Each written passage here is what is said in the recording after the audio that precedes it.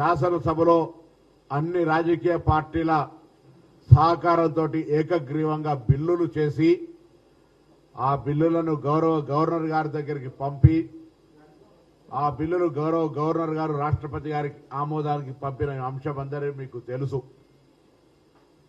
ఈ సందర్భంగా రాష్ట్రపతి గారు ఆమోదించాలని ఢిల్లీకి వెళ్లి కూడా దేశం మొత్తం మీద ఉన్నటువంటి అన్ని రాజకీయ పార్టీల ఎంపీలతో 2 దఫాలుగా కేంద్ర ప్రభుత్వానికి గౌరవ రాష్ట్రపతి గారికి తెలిసే విధంగా కార్యక్రమం తీసుకున్నాం. గవర్నర్ గారిని అన్ని రాజకీయ పార్టీల పక్షాన పోయి దీనికి వెంటనే పరిష్కార మార్గం చూపెట్టి చట్టబద్ధత కల్పించమని కోరినాం. గతంలో ఉన్నటువంటి న్యాయస్థానాల తీర్పుకు అనుగుణంగా అది ఇందిరా సహాని కేసు కావచ్చు, కృష్ణమూర్తి కేసు కావచ్చు, ఏ కేసు అయినా రిజర్వేషన్లకు సంబంధించిన అంశం మీద ప్రామాణికమైన లెక్కలుంటే రాష్ట్రాలకు సంబంధించినటువంటి పరిధి దాటనప్పుడు రాష్ట్రాల లోపలనే నిర్ణయం తీసుకునే అవకాశం ఉంది అనేటువంటి మాట ప్రకారంగా ఇటీవల కాలంలో తమిళనాడు ప్రభుత్వము వర్సెస్ రాష్ట్రపతి రాజ్యాంగంలో ఉన్నటువంటి గవర్నర్ల యొక్క పెండింగ్ బిల్లులకు సంబంధించి సుప్రీంకోర్టు జోక్యం చేసుకొని 3 నెలలు ఆమోదించినట్టయితే వాటిని డీమ్డ్ టు బి ఎగ్జిక్యూషన్ ఆమోదించుకున్నట్టుగానే భావించే విధంగా మరి నిర్ణయం తీసుకున్నటువంటి పరిస్థితులను లెక్కలో ఉంచుకొని తెలంగాణ ప్రజల ఆకాంక్షలకు అనుగుణంగా రాజకీయ పార్టీల అభిప్రాయ ప్రకారంగా ఉన్నటువంటి ప్రామాణిక లెక్కల ప్రకారంగా తెలంగాణ ప్రభుత్వం 42% రిజర్వేషన్లకు ముందుకు పోవడానికి జీవో నెంబర్ 9 ఇవ్వడం జరిగింది. జీవో నెంబర్ 9 ఇచ్చే సందర్భంగా తెలంగాణ బలహీన వర్గాల మంత్రులంగా, తెలంగాణ ప్రజాప్రతినిధులంగా, తెలంగాణ ప్రభుత్వం పక్షాన న్యాయస్థానాలకు ఎవరికైనా వెళ్లే హక్కుంది. న్యాయస్థానం దర్వాజాలు 24 గంటల లోపల ఉంటాయి. కానీ ఇది కూడా ఒక న్యాయపరమైనటువంటి ప్రజాస్వామిక సామాజికమైనటువంటి మార్పుకు నాంది పలికేటువంటి నిర్ణయం.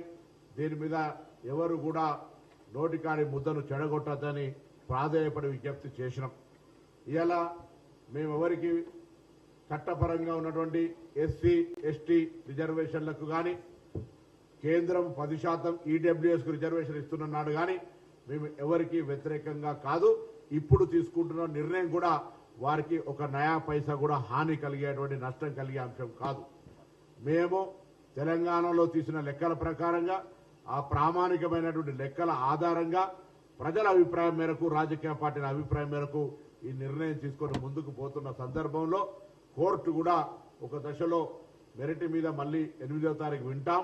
మీ ఎన్నికల నోటిఫికేషన్ కానీ మీ ప్రక్రియ కొనసాగించుకోవని చెప్పినందుకు కోర్టుకు ధన్యవాదాలు తెలియజేస్తూ భవిష్యత్తులో కూడా సామాజిక న్యాయానికి ఒక మార్పు జరుగుతున్నప్పుడు ప్రజాస్వామ్యంలో కొన్ని అంశాలకు సంబంధించి చారిత్రాత్మకమైనటువంటి నిర్ణయాలు ఎక్కడో ఒక ఆడ పురిటినప్పుడు దాన్ని బయటపడాల్సి వస్తుంది.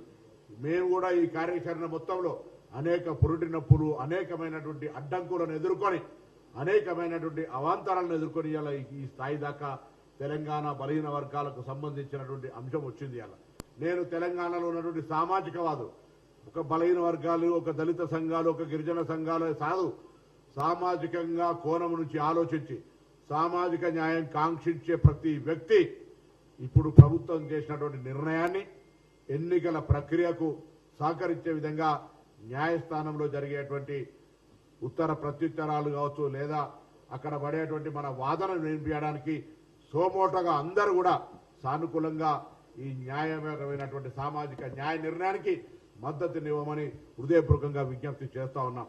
అంతేకాదు శాసనసభలో చర్చ జరిగినప్పుడు లేదా బయట రాజకీయ వేదికలలో బలహీన వర్గాలకు సంబంధించి పూర్తిగా 100% మా రాజకీయ పార్టీ మద్దతు అని చెప్పడమే కాదు, శాసనసభలో నిజంగా కూడా మరి బిల్లు ఏకగ్రీవంగా పాస్ కావడానికి సహకరించారు.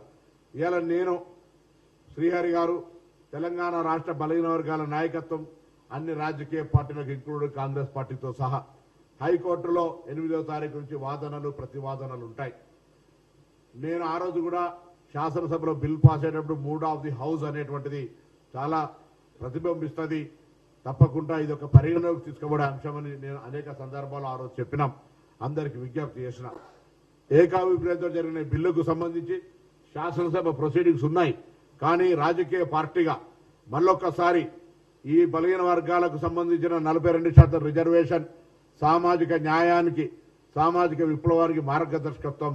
మా రాజకీయ పార్టీగా మేము దీనికి 100% సహకరించడమే కాదు, శాసనసభలో బిల్లులో కూడా మేము మద్దతు ఇచ్చినామని చెప్తూ ఒక అఫిడవిట్ కానీ మీ లీగల్ సెల్ ద్వారా హైకోర్టు చీఫ్ జస్టిస్ కానీ బెంచ్కి కానీ పూర్తి సవివరంగా మీ రాజకీయ పార్టీ అభిప్రాయాన్ని తెలియజేసి ఈ వాదన లోపల సామాజిక న్యాయ వాదనకు బలాన్ని ఇవ్వమని చెప్పి సందర్భంగా నేను విజ్ఞప్తి చేస్తా ఉన్నాం.